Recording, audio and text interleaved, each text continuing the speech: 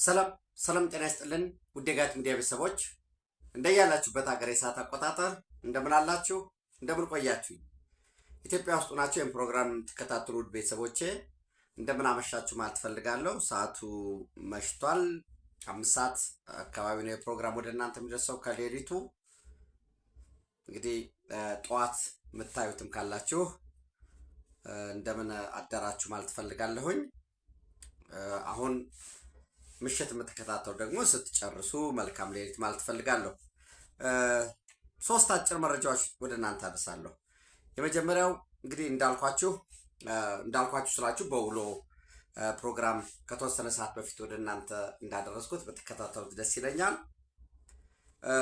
ከህዋት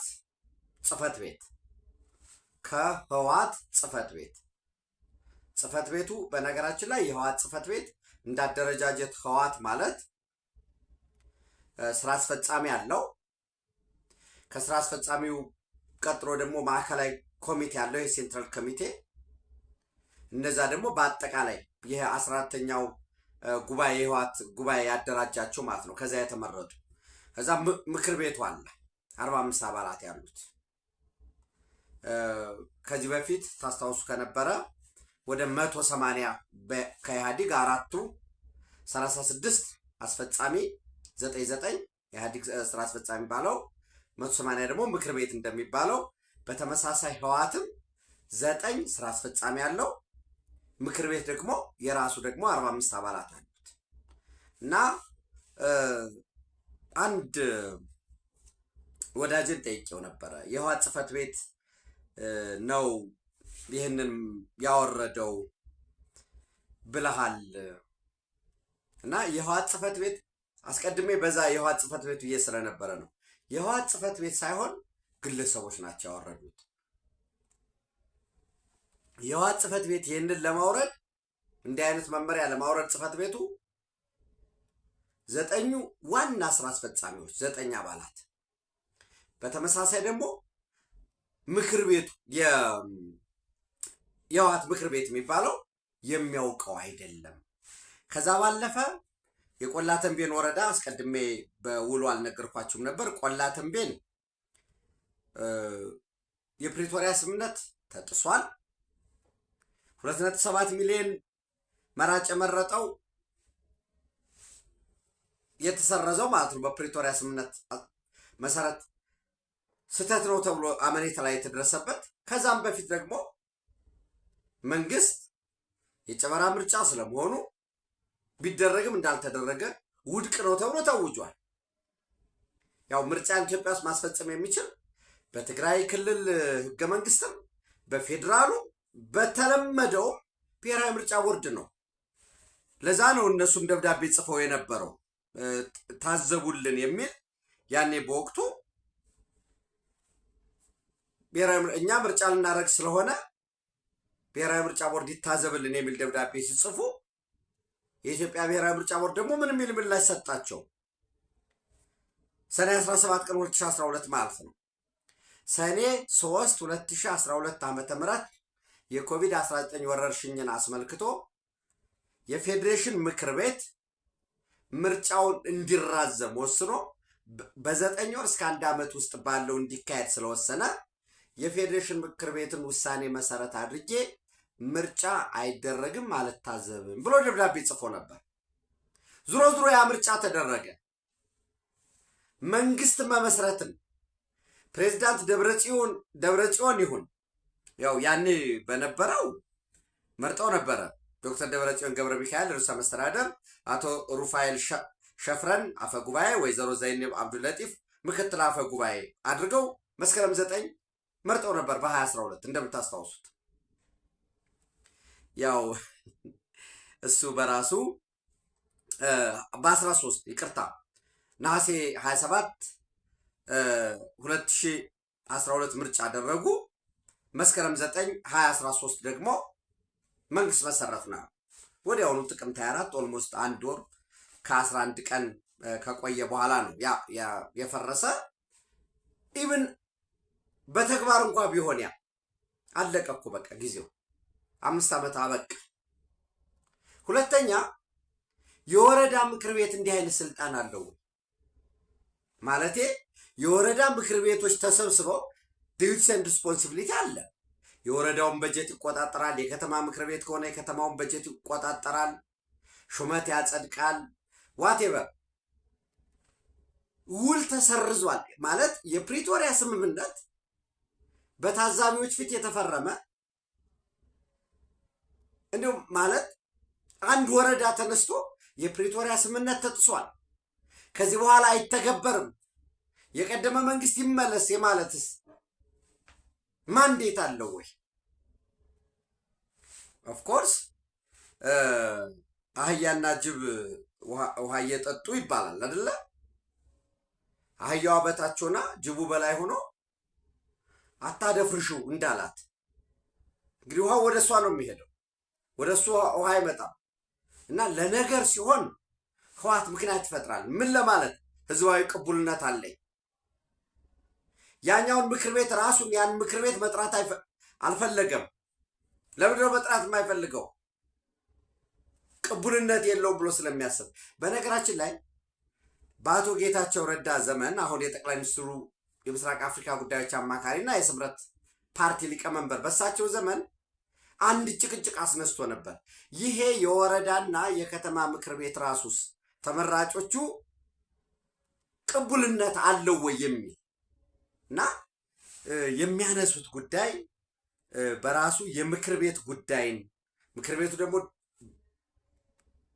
ምንድነው በተበተነበት ሁኔታ አጀንዳ ባረገበት ሁኔታ ይህን መወሰናቸው ትክክል አይደለም የሚል የህግ ባለሙያ የሰጠኝ ምክር አለ። ኖ የወረዳ ምክር ቤቶች የወረዳ ጉዳይ ነው የሚመለከታቸው። የከተማ ምክር ቤቶች የከተማ ጉዳይ ነው። ስምምነትን በተመለከተ ውሉን የተዋሉት ህወሓትና የፌዴራል መንግስት ናቸው። የፓርቲ ጉዳይ ነው። ኦፍኮርስ ህወሓት እንደ ፓርቲ እንጂ የትግራይን ወክሎ እኮ ራሱ እኮ አይደለም እኮ የተፈራረመው በነገራችን ላይ እና ዝሮ ዝሮ ቆላ ተንቤን፣ ሆሃይለ፣ አብያዲ፣ አድዋ፣ ማይጨው ከተማ መስተዳድሮች ይህን ውሳኔ ወስነዋል። በቀጣይነትም በነገም ከነገ በስቲያም ተመሳሳይ የወረዳና የከተማ ምክር ቤቶች ስብሰባ ይኖራቸዋል። መሰል ከህወሓት ጽሕፈት ቤት ከፈትለ ወርቅ የተላለፈውን ውሳኔ ይወስናሉ። በቀጣይ ምን ይጠበቃል ካላችሁኝ በቀጣይ ከማዕከል አሁንም ከፈትለ ወርቅ ጽሕፈት ቤት ተመሳሳይ መፈክሮች ወርዱና እነዛ መፈክሮችን እየያዙ በከተማ አስተዳደሮች በወረዳና በከተማ መስተዳድር ደረጃ ውሳኔ ይከበርልን፣ የቀደመው በምርጫ የመረጥነው መንግስት ይመስረት፣ ምክር ቤቱ ይቋቋም፣ ጊዜያዊ አስተዳደር በቃን የሚል ሰልፎች እጠብቃለሁ። እብደቱ የሚቀጥል ከሆነ ይህን እብደት ግን የማስቆም በወሳኝነት ኃላፊነት ያለበት የትግራይ ምሁራን ናቸው። የትግራይ ፖለቲካ ፓርቲዎች እኔ ይህን እብደት እንዴት ዝም እንዳሉት እስካሁን በሆነ ባልሆነው መግለጫ ሲያወጡ የምናውቃቸው ፓርቲዎች አሉና ይሄ እብደት ትክክል አይደለም። የወረዳና የከተማ ምክር ቤቶች ከስልጣናቸው ከማንዴታቸው ውጭ ነው እንዲሉ ተስፋ አደርጋለሁ። ይህን ካልኳችሁ ሌላው በጅቡቲን በተመለከተ በነገራችን ላይ ጅቡቲ አፕሪል 10 ከ3 ቀን በኋላ ምርጫ ያደርጋሉ። በዛ ምርጫ ሶማሊያ በኢጋድ በኩል የኢጋድ አባል ሆና ያው የኢጋድ አባላት ሆነው ኢትዮጵያ አባል የሆነችበት ምርጫውን ከሚታዘቡት ውስጥ አንዱ ኢጋድ ነው። ምርጫው እንደምትታዘብ የተቀመጣለ አፕሪል 10 ምርጫ ይካሄዳል።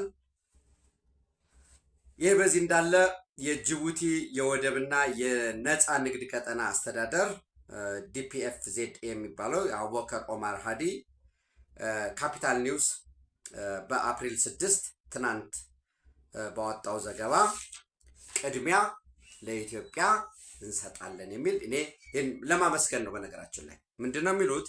ጅቡቲ ፕራዮሪታይዝ ኢትዮጵያ ካርጎ አሚድ ራይዚንግ ቬዝል ትራፊክ ዲዩ ቱ ገልፍ ክራይስ። ምንም እንኳን በገልፍ ያው በመካከለኛው ምስራቅ እንደምታውቁት በነገራችን ላይ አንድ ሰው ዛሬ የማን ነው መካከለኛው ምስራቅ የተባለ? ያኔ እኮ እንግሊዝ ቀኝ ገዝታ ስለነበረ ከእንግሊዝ አቅጣጫ ነው እንጂ መካከለኛው ምስራቅ የሚል አንድ ጽሑፍ አንብቤያለሁ። እና ኤኒዌይስ ከእንግሊዝ አንጻር ሚድል ኢስት ነው። ከኢትዮጵያ አንጻር ወይም አጠቃላይ ከዓለም ማፕ አንጻርስ ምን ይመስላል የሚባለው ሌላው ጉዳይ ነው። ኤኒዌይስ በተለመደው እንቀጥልና በመካከለኛው ምስራቅ በዚህ ኢራን፣ እስራኤል፣ አሜሪካ ግጭት ምክንያት ከፍተኛ የሆነ ያው የካርጎ መጨናነቅ አለ። ወደዛ የሄዱ የነበሩት ስትራንድ አድርገው ጅቡቲ ላይ የቆሙ አሉ፣ ኬንያ ፖርቶች ላይ የቆሙ አሉ። ባለው አማራጭ ሁሉ ፕራዮሪታይዝ ሰጠን፣ ቅድሚያ ሰጠን የኢትዮጵያን የገቢና የወጭ ንግዶች እናስተናግዳለን የሚል ምላሽ ሰጥቷል አቡበከር ኦመር ሃዲ። ይህንን ማመስገን መቻል አለብን። ከዚህ ባለፈ የሀውቲ ጥቃት ይፈጽማሉ የሚል ጥያቄ ቀርቦላቸው ሀውቲዎች ጥቃት ሊፈጽሙ አይችሉም ብለን ተስፋ እናደርጋለን በሚል ያስቀመጡት አለ። ይህንን ለማመስገን ነው። ሌላው እንግዲህ ምናልባት ወደ ሶማሊያ ስንሄድ እዚሁ ጎረቤት ሀገር ከሳውዝ ዌስት ሶማሊያ ለላፍታ ግሪን መወገድ በኋላ አሁን ደግሞ ውጥረቱ ወደ ፑንትላንድ ይሄደ ይመስላል። ያው ፑንትላንድ እና የፌዴራል መንግስቱ ያላቸውን ቅራኔ የሶማሊያ ፌዴራል መንግስት ሐሰን ሼክ መሐመድ የሚመሩት ያላቸውን ቅራኔ በተደጋጋሚ ሳቀርብላችሁ ነበር ወደ እናንተ እና የሶማሊያው የፑንትላንድ ስቴት ፕሬዚደንት ሰይድ አብዱላሂ ዴኔ ምንድነው ያሉት? የፌዴራል መንግስቱ የክልሉን ወሳኝ የሆኑ ሪሶርሶች መቆጣጠር ይፈልጋል፣ ፑንትላንድንም እንዲሁ በኃይል ለማስከበር ይፈልጋል። ይሄ ትክክል አይደለም የሚል ያስቀመጡት አለ። ግጭት ወደ ፑንትላንድ ሊሰፋ ይችላሉ የሚለውንም ማየት ነው። እንግዲህ የሳውዝ ዌስት ስቴት ላይ ከርፊው ይሄ የአስቸኳይ ጊዜ አዋጅ ከርፊው የሰዓት እላፊ አዋጅ ጥለዋል። ትናንት የሞርታ ጥቃት ተፈጽሞ ነበረ። ይህን ተከትሎ ምርጫም አካሂደዋል። በነገራችን ላይ በአይዳዋ ላይ የተደረገው ምርጫ ተጭበርብሯል የሚል እንደገና ውጥረቶች እያጋጠሙ ያሉበት ሁኔታ ነው ያለው።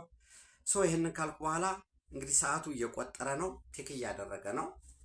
በመካከለኛው ምስራቅ በዚህ በግጭቱ በተለይ ኢራን ላይ ምን ይፈጠር ይሆን የሚል ከፍተኛ ስጋት፣ ከፍተኛ የዓለም ኃይሎች ሁሉ ያንን እያየ ነው እና እንዲያውም አንዳንድ ሰዎች ምንድን ነው የጻፉ ያሉት ልክ እንደ እግር ኳስ እንደ ፍልሚያ ሰዓቱን እንድንጠብቅ ተገደርን በሚል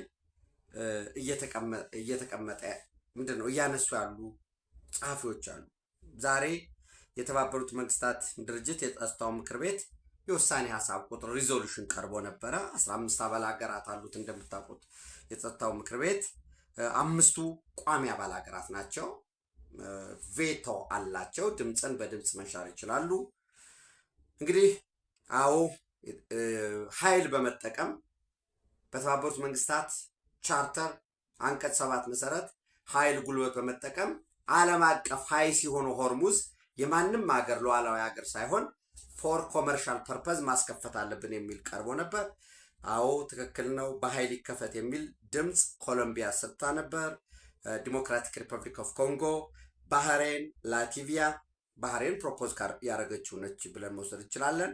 ላቲቪያ፣ ዴንማርክ፣ ግሪክ፣ ፓናማ፣ ሶማሊያ ጎረቤታችን የስ ብላለች እና አሁን አንዳንድ ሰዎች ሶማሊያ የስ ማለቷን ረስተው ለምንድን ነው ሶማሊያ ኢራንን ማታዋዱ በተለይ ኢትዮጵያ ውስጥ ሆነው በተለያየ መንገድ ለሚደግፉ ሰዎች ኤኒዌይስ ሶማሊያ፣ ፈረንሳይ፣ እንግሊዝና ዩናይትድ ስቴትስ ኦፍ አሜሪካ ጉልበት ተጠቅመን መከፈት አለበት የሚል ተቀምጦ ነበር። ይሄ ሪዞሉሽን ቢጸድቅ ነው በነገራችን ላይ የዚህ ኢንፍራስትራክቸር ላይ ምናምን የመሰረተ ልማት ላይ ውድመት ላያጋጥም ይችል ነበር። ምክንያቱም አጠቃላይ ይህ ውሳኔ ቢጸድቅ ኖሮ ራሱ ኔቶ ወደ ጦርነቱ ተገፍቶ ይገባ ነበር ማለት ነው። ሌሎችም አድርጎ ሆርሙዝን ማስከፈት እና ሌላውን እነዚህ የባቡር የግድቦች የሲቪል መሰረተ ልማት የሚባሉት ከመውደም ይታደጉ ነበር ብዬ አምናለሁኝ። ቻይናና ሩሲያ ኖ ብለዋል ቬቶ ፓወራቸውን ተጠቅመው። ይህም የሚለየው በነገራችን ላይ ለሩሲያ በጣም ትልቅ እድል ለሆርሙዝ መዘጋት። ነዳጅ ጋዝ እየሸጡ ነው ያሉት። ኢቨን በባለፈው ቭላዲሚር ፑቲን ፕሬዚደንቱ የሩሲያ ፌዴሬሽን ፕሬዚደንት ከፍተኛ ትርፍ እየተገኘ ነው፣ ገንዘቡን ግን መያዝ መቻል አለባቸው የሚል የተቀመጣለ። ምናልባት ከዚህ ከነዳጅና ከጋዝ ሽያጭ የሚገኘው ከ10 እስከ 15% ለፌዴራል መንግስት ሊከፍሉ ይችላሉ የሚል እየተቀመጠ ያለው ጉዳይ አለ። ይህ ጦርነቱ በተራዘመ ቁጥር በነገራችን ላይ ለዩክሬን የሚሰጠው ትኩረት እየቀነሰ ነው የመጣው። ሉሃንስክ የምትባለዋን እኮ መጀመሪያ ይዘው ነበረ፣ ከዛ ለቀው ነበረ እና ዶናልድ ትራምፕ ባቀረበው ሪዞሉሽን ላይ የፒስ ፕላን ላይ ሉሃንስክ በፈር ዞን ይሆናል ነበር ተቀምጦ የነበረው። አሁን ሙሉ ለሙሉ ይዘዋል። ይሄ የሚፈጥረው አንድ ጉዳይ አለ። አብስቴን በማድረግ ወይም ታቅቦ ያደረጉ ፓኪስታን እና ኮሎምቢያ ፓኪስታን ይጠበቃል ለማደራደር ጥረት እያደረገ ስለሆነ የሲቪል አንድ ነገር ነው። ኖ ማለትም ደግሞ የሚያመጣው አለ። አብስቴን አድርገዋል። ኮሎምቢያ በተመሳሳይ አብስቴን ያደረገ ነው። እዚህ የስ ካሉት ውስጥ ኮሎምቢያን ጠቅሼ ነበር፣ እሱ ስህተት ነው። 11 ድጋፍ 2 ኖ በቬቶ ሪጀክት ያደረጉት ቻይና እና ሩሲያ። ቻይና ያው በዘላቂነት አስቦ ከኢራን ጋር የሚኖረውን ዘላቂ ጥቅም አስቦ ካልሆነ በቀር አሁን ቢከፈት ተጠቃሚ ነበር የሚሆነው። ኦፍኮርስ ቢከፈትም አሁን የኢራን ሞሮለስ የነዳጅ መሰረተ ልማት ሀርብ ላይ ያለውን እየወደመ ነው። በቀጣይነትም እሱ አቅጣጫ መውደሙ አይቀርም በሚል ሊሆን ይችላል። ኤኒዌይስ እሱ ማየት ነው። ለጊዜው እንግዲህ ደግሞ የሩሲያ ማዕቀብ ስለተነሳላት ዋጋው ጨመር ቢልም ከሩሲያ እየገዙ የሚጠብቁ ነው የሚሆነው። ይሄ ባለበት ሁኔታ ከተወሰነ ከዚህ ቀረጻ ከመግባቴ በፊት ዋይት ሃውስ መግለጫ ይሰጣል የሚባለውን እየጠበቁ ነበር እና አንድ በጣም ያስቀናኝን ልንገራችሁ። ኦፍኮርስ እኔ በሰሜኑ የሀገራችን ክፍል ወቅት በነበረው ጦርነት ጭና በሰሜን ጎንደር ጭና ምናምን ውጊያ መሀል እየገቡ ኢትዮጵያውያን ሰራዊቱን ሲያበረታቱ ሲደግፉ ነበረ። ውጊያ መሀል ምሽግ ላይ ቅልጥ ባለ ተኩስ መካከል ገብተው ቡና ያጠጡ ነበር። ሰራዊቱን ሞት ንቅ በዚህ ሁሉ መሀል በማበረታታት በመደገፍ ዋጋ ያከፈሉ ሁሉ አሉ። ይሄ ባይን ያየሁትን ነው የምነግራቸው። ግን የዚህ የኢራናውያን የቴህራን ከተማ ነዋሪዎች በጣም ሊያስቀናን የሚገባ አሁን እኛ አገራችን እንወዳለን ኢትዮጵያውያን፣ እውነት ነው። በዚያው ያህል ልክ ደግሞ ይህ ዘመን የባንዳን የመጨረሻ ክፋት ያየ ማለት የጨረሰ ባንዳው በየዘመናት ነበረ በታሪክ ያነበብናቸው። ግን በዚህ ዘመን ማለት ኢትዮጵያን እንወዳለን ኢትዮጵያ ወይ ሞት ሲሉ ሲያጭበረብሩ የኖሩ ቢያንስ እኔ እና የኔ የዘመን ተጋሪዎቻችን ያደነቅናቸው ያከበርናቸው ሰዎች ነበሩ። በአደባባይ እኮ ግብፃውያን ለማለት የማይደፍሩትን ሱዳናውያን ወጥተው ያላሉትን ኢትዮጵያውያን ናቸው። ኢትዮጵያ ለአርኤስኤፍ ወታደራዊ ማሰልጠኛ ቤኒሻንጉል ሰጥታለች ብለው በዓለም በአደባባይ ለዛውም ደግሞ ለዓለም እንዲደርስ ለጠላቶቻችን እንዲደርስ በእንግሊዘኛ ያጻፉት ይህን የባንዳነት ጥግ አይተናል። ከሻቢያ ጋር ከየትኛውም ከግብፅ ጋር ቢሆን የተገኘውን ድጋፍ ሁሉ ተቀብለን መንግስትን ለማስወገድ እንንቀሳቀሳለን ያሉ ባንዳዎችን በአደባባይ አይተናል። ይሄ በታሪክ ፊት ብቻም ሳይሆን በተቻለ መጠን መንግስት ህግ ማስከበር አለበት። ይህን ሁሉ ባንዳ በይቅርታ ስበብ ወዘተረፈ እያል ባንዳነት ባህል እስኪሆን ድረስ መሄድ የለብንም። ለምሳሌ ኢራን በውጭ ሀገራት ሆነው የኢራን መንግስትን የሚቃወሙትን በሙሉ ሀብት ንብረት እንወርሳለን ብለዋል። ሁለተኛ አሁን ያለንበት ክሪቲካል የሆነ የህልውና ጉዳይ ስለሆነ ኢራንን የሚቃወም ወይም የመንግስትና የህዝቧን አንድነት የሚያላላ ነገር የሚያነሱት በሙሉ ይህን ገድበናል ብለው አዋጅ አውጥተዋል። ይህ ሁሉ የማስገደድ የምንበለው ዋቴቨር ግን ኢራናውያን አገርን መውደድ የት ድረስ እንደሚደርስ ቢያንስ ዛሬ አይተናል። ታርጌት ተደርገዋል በተባሉ ትልልቅ ድልድዮች ጋር ሂውማን ዌብ ሰርተው የኒውክሌር የሲቪል ኒውክሌር ጣቢያዎች ጋር ኤርፖርቶች ጋር ወሳኝ በሚባሉ መሰረተ ልማቶች ተደርድረው አይተን ህፃናት ልጆቻቸውን ይዘው እና 14 ሚሊዮን የሚሆኑ ኢራናውያን ለኢራን ነፃነት ዘብ ለመቆም እስከ መስዋዕትነት ለመክፈል የፈረሙበት የተስማሙበት ሁኔታ ነው ያለው። በዚህ ረገድ ፕሬዚዳንቱም እኔም ለኢራን እሞትላታለሁ ብለው መስዑድ ፔዜሽኪያን የተስማሙበት ሁኔታ አለና ከኢራን እንማር። አገር መቼስ የኢራናውያንን ያህል ልዩነት ያለው የለም። ተበድለናል፣ ተገፍተናል ብለው ያነሳሉ። አልተበደሉም ወይ አልተገፉም ወይ ሌላ ጉዳይ ነው። የዲሞክራሲ የነፃነት የተለያየ ጥያቄዎች ያቀርባሉ። የሀገር ጉዳይ ሲሆን ግን ለሀገራቸው በጋራ በጽናት የቆሙበትን ሁኔታ እኔ ከዚህ መማር አለብን የሚል እምነት አለኝ። ለምን መንግስታት ያልፋሉ፣ ፓርቲ ያልፋል፣ መሪ ያልፋል። አገር ግን ዘላለማዊ ሆና ትቀጥላለች። በጥቃቅን ልዩነቶች በግልጽ እኔ ማዝነው እነዛ ባንዳዎች አሉ። ለባንዳዎች ለምሳሌ የኢትዮጵያ አየር መንገድ ከቻድ ንንጃሚና ለአርኤስኤፍ ቅጥር ወታደሮችን ጭኖ ወደ አዲስ አበባ መጣ። ከአዲስ አበባ ደግሞ ወደ አሶሳ ሄደ።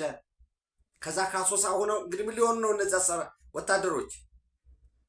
በብሉ ናይል አድርገው ለአርኤስኤፍ ሊሄዱ ማለት ነው። በተመሳሳይ እነዚህ ባንዳዎች ከኢትዮጵያ ግዛት የተነሳ ጥቃት ተፈጸመ። ይህንን ያሉ ባንዳዎችን የሚከተል የሚያራግብ ይሄ መኖሩ በጣም የሚያሳፍር ነው። ሌሎችም እንዳልኳቸው ተነተን ብለው ይህን መንግስት ለማስወገድ የሚረዳን ከሆነ ከምስራቅ አፍሪካ ከየትኛውም ሀገር ጋር አብረን እንሰራለን የሚል እና ተንታይ ነው እውቀት አለው ብለው የሚያስቡ የሚያራግቡ ኢራናውያን እያያችሁ ነው። ጣሉ መንግስታችሁን እንዲያደርጉ ሲባል ነው። በውጭ ጣልቃ ገብነት የምትጥለው መንግስት ዞሮ ሄዶ ተላላኪ ነው የምትሆነው። ዛሬ አይሆንም እንጂ ማለት አይሆንም የሚለውን ያሁን አንዳንድ ጊዜ ለቃሉ ራሱ በጣም እንጂ ይሄ በየሰፈሩ ያለ ኮልኮሌ ራሱ በአውራጃ ተጣልቶ ራሱ በሃይማኖት ተጣልቶ እንደ ጅብ ጎንና ለጎን እየሄደ ከፊት በሄድ ከኋላ ያለው ይዘነጥለኛል ብሎ ጎንና ጎን እየሄደ እየተጠናጠረ ለስልጣን ቢበቃ ዞሮ ሄደህ እኮ መለስ ዜናዊ ሲታገል የነበረው ትግራይን ሀገር አደርጋለሁ ብሎ ነው። ግን ኢትዮጵያዊ ስትሆን ለተወሰነ ጊዜ ታየዋለህ። ግን የደሃ ሀገር መንግስት ከሆነ የምትመራው ህዝብን ጥያቄ የማትመልስ ከሆነ በየትኛውም ቦታ ያው ትናቃለህ፣ መለላክ አትፈልግም። ስለዚህ ነገ ግድብ ገነባለሁ የሆነ ነገር አደርጋለሁ ስትል ወይ ዝም ብለህ በቃ የዕለት እንጀራዬን እበላለሁኝ። ለነገሩ እንደዚህ በየቦታው የሚሽለኮለከው መንግስት ለመሆን አይደለም፣ ለሆዱ ነው እየታገለ ያለ። መንግስት ለመሆንማ ቢታገል ከርግማን ወጥቶ አማራጭ ፖሊሲ ያሳይህ ነበር። የሳይበር አንቀጥቅጥ ሰልፍ ጠራም ብሎ እርግማን ነው እንዲሁኖ ወዘተረፈ ፖሊሲ የለው። ሽግግር የሚሉ እድሜ ልካቸውን እነሱም ሳይሻገሩ ግን በውጭም የሚኖር አለ። አሁን አንዳንዱ ዝም ብሎ ቃል እየሰነጠቀ እንጂ በውጭ የሚኖር ለምሳሌ ትውልደ ኢራናዊት የሴኔት አባል ዶናልድ ትራምፕ ኢምፒች ማድረግ አለብን ከስልጣን ይውረድ እያለች ነው። ትውልደ ሶማሊያዊት ኢልሃም ኦማር ለሀገሯም እና ኢፍትሐዊ ነው ላለችበት ትከራከራለች። ከኢልሃም ኦማር በፊት ኢልሃም ኦማር በ1983 ሶማሊያ ስትፈርስ ነው ሄደችው። ከዛ በፊት የኛ ኢትዮጵያውያን እዛ ሄደዋል። እዛ ሄደው ተወልደው አድገው ጎልምሰው የምክር ቤት አባል እንዲሆኑ እና ትልልቅ ቦታ ደርሰው ለራሳቸውም ክብር ኖሯቸው ለሀገራቸውም እንዲከራከሩ ልክ ኢራን ላይ ችግር እንደደረሰው ኦፍኮርስ የኛ ትልቅ ቦታም ደርሰው ለምሳሌ ወርልድ ሄልዝ ኦርጋናይዜሽን ደርሶ ተመልሶ ብሔር ጋር ተወሽቆ ነው የምታዩት። ኤኒዌይስ ኢትዮጵያ ክብር ለዘላለም ትኖር።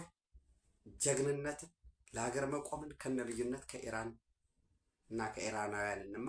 ሰላም ለምድራችን።